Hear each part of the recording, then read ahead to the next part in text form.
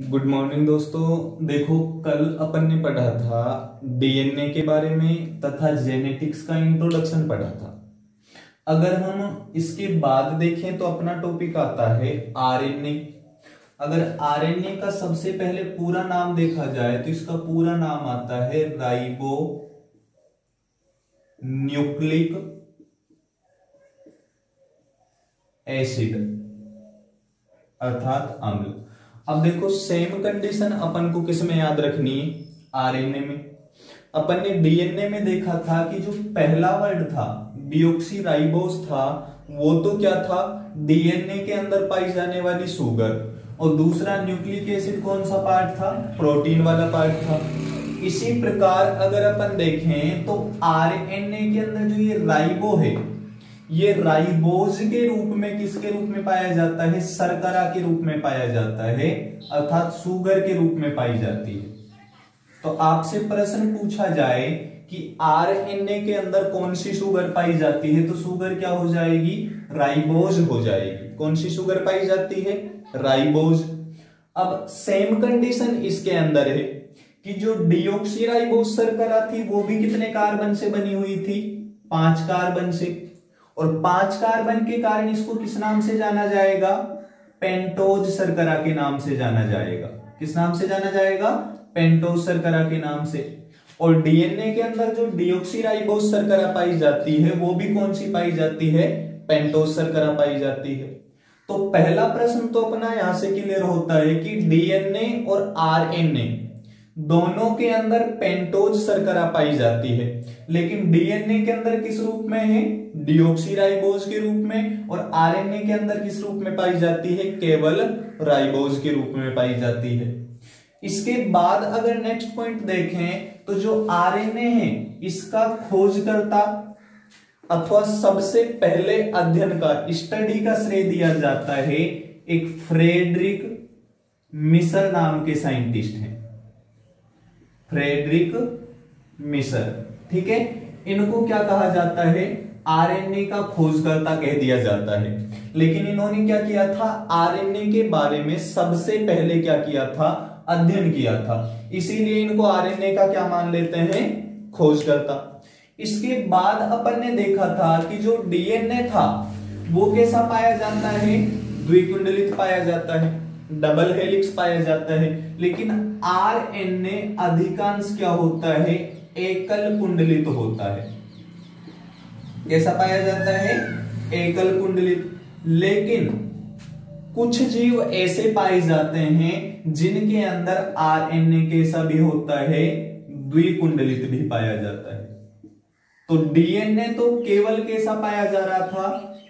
द्विकुंडलित। और आरएनए दोनों रूप में पाया जाता है, लेकिन अधिकांश किस रूप में पाया जाता है?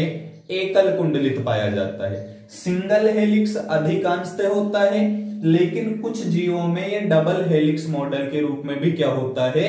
उपस्थित पाया जा सकता है। तो सबसे पहली चीज तो पूरा नाम याद रखना है। दूसरा पॉइंट अपन को क्या याद रखना है कि शुगर कौन सी है। और तीसरा इसका कुंडलन याद रखना है कि कैसा कुंडलित पाया जाता है? ये एकल कुंडलित पाया जाता है। इसके बाद अगर अपन देखें तो आते हैं आरएनए के प्रकार, ठीक है। अगला पॉइंट क्या आता है? आरएनए के प्रकार। अब देखो, अगर आरएनए देखें तो ये 3 प्रकार का पाया जाता है। आरएनए कितने प्रकार का होता है? 3 प्रकार का। तीनों प्रकार देखो कौन से हैं? टीआरएनए, दूसरा एमआरएनए, और तीसरा आता है RNA. Transfer RNA, messenger RNA, और तीसरा कौन सा है? Ribosomal RNA. अगर इनके बारे में देखें तो देखो, इन तीनों का जो परसेंट पाया जाता है वो अलग अलग होता है। अगर हम इसका परसेंट देखें तो ये लगभग कोशिका में कितना होता है? 10%। और दूसरा एमआरएनए देखें तो ये लगभग कितना पाया जाता है? 5 से 10% पाया जाता है। जबकि अगर हम ये देखें तो ये 80 से लेकर 85% तक पाया जाता है। कोशिका के अंदर अगर यदि इन तीनों का प्रकार देखा जाए तो टीआरएनए तो कितने परसेंट होता है, 10%। एमआरएनए कितना होता है, 5 से 10%। और ये कितना पाया जाता है, आरआरएनए राइबोसोमल कितना होता है, 80 से 85%।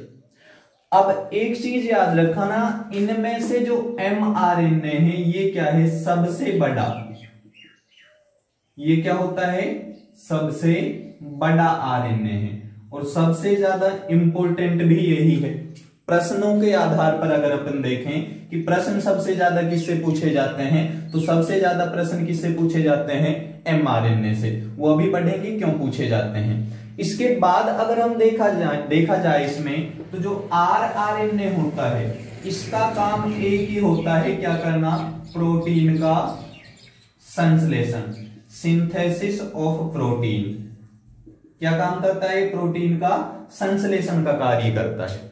ठीक है, तो आरएनए के 3 प्रकार हो गए, टीआरएनए ट्रांसफर आरएनए, दूसरा मैसेंजर आरएनए और तीसरा कौन सा पाया जाता है, राइबोसोमल आरएनए पाया जाता है।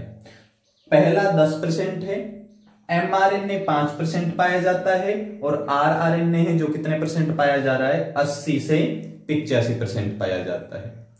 अब इनसे देखो जो दूसरा अपन ने बताया है एमआरएनए, इससे प्रश्न कैसे पूछे जाते हैं, तो डीएनए से इस आरएनए का क्या होता है, निर्माण होता है, जिसको अपन किस नाम से जानते हैं, रेप्लिकेशन के नाम से जानते हैं, अनुलेखन के नाम से जानते हैं। वो आगे पॉइंट आएगा, उससे पहले एक चीज देख लीजिए। आपने पढ़ा था डीएनए के अंदर नाइट्रोजनी क्षार, डीएनए के अंदर एक टॉपिक पढ़ा था, नाइट्रोजनी बेस पाए जाते हैं, क्षार पाए जाते हैं। जो 2 थे, एक कौन सा था, प्यूरीन, और दूसरा कौन सा था, पिरीमिडीन। एक तो था एडेनिन और एक क्या था, ग्वानिन। एडेनिन और ग्वानिन तो क्या है, प्यूरीन के रूप में। और पिरीमिडीन कौन सा पाया जा रहा था, एक थाइमिन था, एक तो क्या था, साइटोसिन, और एक क्या था, थाइमिन था। लेकिन ये याद रखना, जो आरएनए होता है, आरएनए में थाइमिन नहीं पाया जाता है, उस थाइमिन की जगह यू पाया जाता है, और यू का अर्थ क्या होगा, यूरेसिल। कौन सा नाइट्रोजन बेस अलग पाया जा रहा है, केवल एक अंतर है, रटना नहीं है, सेम है, डीएनए में जो याद किया था वही आएगा, केवल टी की जगह क्या पाया जा रहा है, यू पाया जा रहा है, अर्थात थाइमिन के स्थान पर क्या पाया जाता है, यूरेसिल पाया जाता है। तो ये अंतर पाया जाता है नाइट्रोजनी बेस के अंदर, अगर हम किस में देखें, डीएनए और आरएनए में देखें। और प्रश्न ज्यादातर यही पूछ लिया जाता है कि कौन सा पिरीमिडीन अलग पाया जाता है आरएनए में डीएनए की तुलना में। तो डीएनए में तो थाइमिन था और आरएनए में क्या पाया जा रहा है, यूरेसिल पाया जा रहा है। अब एक पॉइंट याद रखना, डीएनए और आरएनए में के लिए एक चारगाफ नाम के वैज्ञानिक आते हैं, उन्होंने एक नियम दिया था, और वो नियम क्या है, ये मुख्य रूप से तो डीएनए के लिए दिया था इन्होंने, कि जितना A+G होगा उतना ही क्या पाया जाएगा, C+T पाया जाएगा। ठीक है, अर्थात इन दोनों का योग का जो अनुपात होगा वो किसके बराबर होता है, 1 के। अब इसमें देखो A+G जितने हैं उतने ही C+ क्या होंगे, T होंगे। अब ये जरूरी नहीं है कि जितना A है उतना ही G हो, जितना A है उतना ही C हो, ये अलग अलग हो सकते हैं, लेकिन इन दोनों के योग का जो अनुपात आएगा वो हमेशा क्या होगा, 1 होगा। जैसे एग्जांपल के तौर पर मान लो ये पाया जाए 3+5 और ये पाया जाए मान लो 4+4, तो अनुपात इनका दोनों का 1 है, चाहे संख्या इन दोनों की आपस में क्या पाई जा रही हो, अलग अलग पाई जा रही हो। ठीक है, तो ये नियम किसके द्वारा दिया गया था, चारगाफ के द्वारा दिया गया था, कि प्यूरिन हमेशा किसके बराबर पाया जाता है, पिरीमिडीन के बराबर होगा। जो टोटल प्यूरिन है वो टोटल पिरीमिडीन दोनों एक दूसरे के क्या होते हैं, इक्वल पाए जाते हैं, अर्थात क्या पाए जाते हैं, बराबर पाए जाते हैं। इसके बाद अगर अपन देखें तो एक महत्वपूर्ण प्रश्न पूछ लिए जाते हैं। अब देखो प्रश्न क्या पूछा जाएगा, आपको मेथड वगैरह नहीं पूछेगा, सीधा प्रश्न पूछ लेगा कि डीएनए से आरएनए बनाने की क्रिया क्या कहलाती है, और आरएनए से डीएनए बनाने की क्रिया क्या कहलाती है, या डीएनए से डीएनए कैसे बनाया जाता है। तो इस प्रकार के प्रश्न पूछ लिए जाते हैं। उससे पहले यहां तक स्क्रीनशॉट ले लीजिए। देखो इसके बाद अगर देखा जाए तो दो प्रक्रिया आती हैं। एक डीएनए से किसका निर्माण होगा, डीएनए का होगा।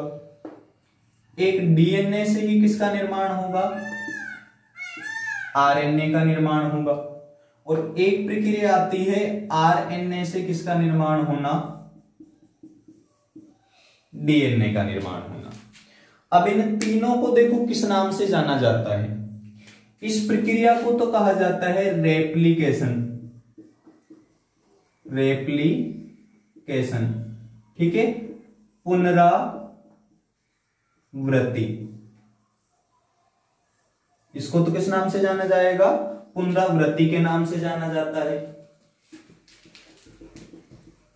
अब दूसरी अगर हम प्रक्रिया देखें तो सबसे पहले तो इसका खोजकर्ता देखें। रेप्लिकेशन खोजा गया था मैसलसन, वे स्टोल नाम के क्या थे, साइंटिस्ट थे। प्रश्न देखो आपसे क्या पूछेगा, प्रश्न पूछ लिया जाएगा कि डीएनए से डीएनए बनने की प्रक्रिया को किस नाम से जाना जाता है। तो आप क्या कहोगे, उसको रेप्लिकेशन, पुनरावृत्ति कहते हैं। या आपसे प्रश्न सीधा पूछ लिया जाए, इसके लिए देखो आपको ये रेप्लिकेशन वर्ड जरूरी याद रखना है, हिंदी मीडियम वालों को भी और इंग्लिश वालों को भी, क्योंकि ज्यादातर ये रेप्लिकेशन वर्ड ही मिलता है, पुनरावृत्ति नहीं मिलेगा। तो रेप्लिकेशन का अर्थ क्या है, डीएनए से क्या बनना, डीएनए बनना। खोजकर्ता इतना जरूरी नहीं, मैसलसन व स्टोल ने इसको बताया था सबसे पहले। दूसरा अपन ने क्या देखा कि डीएनए से क्या बन रहा है, आरएनए। लेकिन आरएनए का कौन सा प्रकार, एमआरएनए, मैसेंजर आरएनए का निर्माण होता है किससे, डीएनए से। और इस प्रक्रिया को हम किस नाम से जानते हैं, इसको जाना जाता है ट्रांसक्रिप्शन के नाम से। इसको क्या कहा जाएगा, ट्रांसक्रिप्शन अर्थात अनुलेखन, ठीक है। पहला तो हमने डीएनए से डीएनए देखा, रेप्लिकेशन कहलाया। अगर डीएनए से आरएनए बना तो वो क्या कहलाया, ट्रांसक्रिप्शन अर्थात अनुलेखन कहलाया। अब डीएनए से एमआरएनए बनना, अगर वो इस क्रम में प्रक्रिया हो रही है तो इसको कहा जाता है central dogma, central dogma model, जो दिया गया था क्रिक के द्वारा। किसके द्वारा दिया गया था, क्रिक के द्वारा दिया गया था। तो यहां पर दो प्रश्न इंपॉर्टेंट बनते हैं। एक तो सेंट्रल डोग्मा मॉडल किसने दिया था, क्रिक ने। डीएनए से एमआरएनए का संश्लेषण क्या कहलाता है, अनुलेखन, जो सबसे पहले किसके द्वारा किया गया था, क्रिक के द्वारा। अब देखो अगर इस प्रक्रिया को देखो तो ये प्रक्रिया ऊपर वाली प्रक्रिया की बिल्कुल क्या है, उल्टी है, रिवर्स हो गया। तो इसका नाम बिल्कुल सिंपल हो जाएगा, इसको क्या कहा जाएगा, रिवर्स ट्रांसक्रिप्शन। इसको किस नाम से जाना जाएगा, रिवर्स ट्रांसक्रिप्शन के नाम से जाना जाएगा। पहली प्रक्रिया डीएनए से एमआरएनए बना तो ट्रांसक्रिप्शन, उसका उल्टा हो गया तो वो प्रक्रिया क्या कहलाएगी, रिवर्स ट्रांसक्रिप्शन कहलाएगी। अगर इसका खोजकर्ता देखा जाए तो इसका खोजकर्ता माना जाता है वोल्टीमोर व टेमिन को। यानी ये प्रक्रिया किसके द्वारा बताई गई थी, वोल्टीमोर व टेमिन के द्वारा बताई गई थी। जैसे आपने एचआईवी वायरस का नाम सुना है, एचआईवी वायरस में यही प्रोसेस पाया जाता है, रिवर्स ट्रांसक्रिप्शन का ही प्रोसेस पाया जाता है। तो हमने यहां तक देखो डीएनए देख लिया है, आरएनए देख लिया है, और इसके अलावा अपन ने जेनेटिक्स का क्या पढ़ा है, इंट्रोडक्शन। इसके बाद अगर हम देखें, अगर इससे यहां तक देखें तो अनेक इंपॉर्टेंट प्रश्न बनते हैं। जैसे आपसे पूछा जाए डीएनए के अंदर शुगर कौन सी है, तो डीऑक्सीराइबोज, और आरएनए के अंदर राइबोज, दोनों ही 5 कार्बन से बनी है तो पेंटोज कहलाती है। डीएनए से डीएनए बनना क्या कहलाएगा, अनुलेखन, सॉरी पुनरावृत्ति कहलाएगा, रेप्लिकेशन कहलाएगा। जबकि आरएनए से डीएनए बनना क्या है, रिवर्स, और डीएनए से आरएनए ट्रांसक्रिप्शन ही कहला रहा है केवल, ठीक है।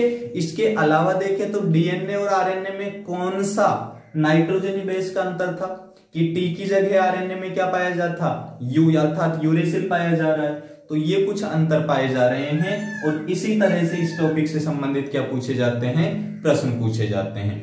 इसके बाद अपन क्रोमोसोम अर्थात गुणसूत्र के बारे में देखेंगे, जो बहुत ही इंपॉर्टेंट टॉपिक है। ठीक है, यहां तक अगर किसी को भी कोई भी प्रश्न पूछना हो तो कमेंट बॉक्स में पूछ सकते हैं। इसके अलावा कंप्लीट साइंस पढ़ने के लिए हमारे चैनल को सब्सक्राइब जरूर करें। धन्यवाद।